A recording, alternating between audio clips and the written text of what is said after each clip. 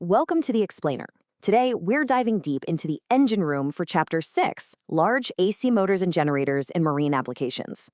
Specifically, we're kicking off Part 1 of 2, looking at synchronous versus asynchronous machines. Essentially, we're talking about two fundamentally different machine philosophies that power modern ships. We've got one that absolutely refuses to change speed no matter what, and one that, well, always concedes just a little bit. By the end of this, you'll know exactly how to tell them apart. So let's jump right into the core of this. When heavy machinery at sea gets put under intense mechanical stress, it generally behaves according to one of two physical philosophies. First up, we've got rigid speed. Think of a machine that stubbornly refuses to change its rotational speed, regardless of how much pressure you apply to it. It is totally unyielding. On the flip side, we have yielding speed. This machine takes a completely different approach. It always concedes a little bit of speed when the mechanical load gets heavy. It literally gives way under pressure. Now, you might be wondering, how do these two philosophies actually split the marine market? Well, listen to this. A massive 90% of the market goes to synchronous machines. They command basically the entire pie, specifically dominating that huge 5 to 65 MVA power range. That leaves just a tiny 10% sliver for asynchronous units. It seems pretty lopsided, right? But both actually play absolutely crucial roles depending on what a specific vessel needs. Section 1. The Heavyweight Champion. Synchronous Machines. The secret sauce here really lies in the math. Take a look at this formula, because it dictates exactly how a synchronous machine behaves. Speed, which is N, equals 60 times the supply frequency, F, divided by the number of pole pairs, P. Do you notice what's completely missing from that equation? Load. The speed is entirely independent of the mechanical load. As long as your electrical supply frequency is stable, this machine is locked in. It's going to stubbornly spin at that exact speed, whether it's totally freewheeling or driving a massive ship propeller. Obviously, to survive the sheer physical force of locking onto a frequency no matter the load, these machines have to be built like tanks. They're built with salient poles, which are these heavy, punched, stacked steel plates bolted to a forged tub, or they use solid cylindrical rotors.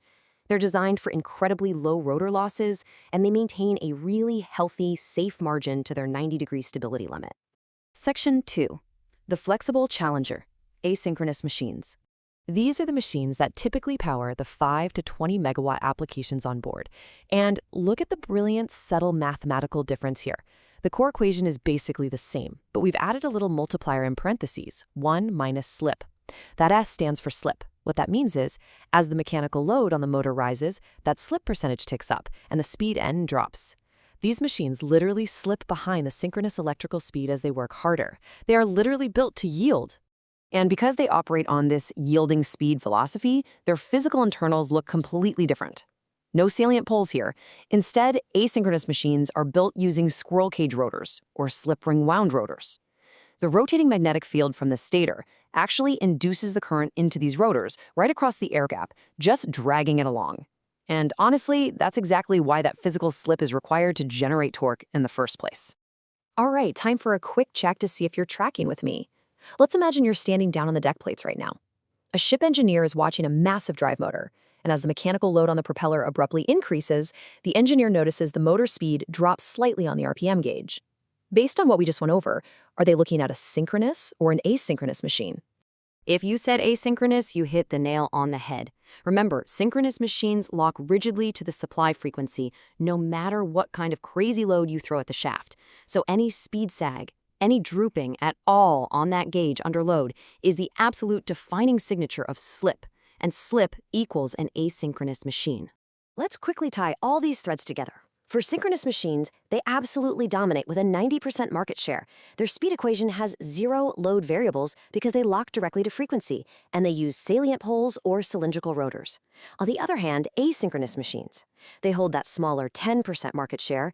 Their speed equation relies entirely on that critical 1 minus slip variable, and they use squirrel cage or slip ring wound rotors. So you now have a rock-solid grip on the fundamental split between synchronous and asynchronous large marine machines. Next up is part 2, where we cover synchronous excitation and brushless design. But I want to leave you with a bit of a provocative thought to chew on. We know our heavyweight champion, the synchronous machine, locks to frequency by using a DC magnetic field on its rotor. But how does a massive steel rotor, spinning at incredibly high speeds deep inside a ship's hull, actually get that magnetic field injected into it without using physical brushes that would just spark and wear out in a hazardous environment. Seriously, how do you power something that's spinning without actually touching it? That is an engineering marvel, and it's exactly what we'll uncover in part 2. Thanks for hanging out with me for this explainer, and I'll catch you in the next one.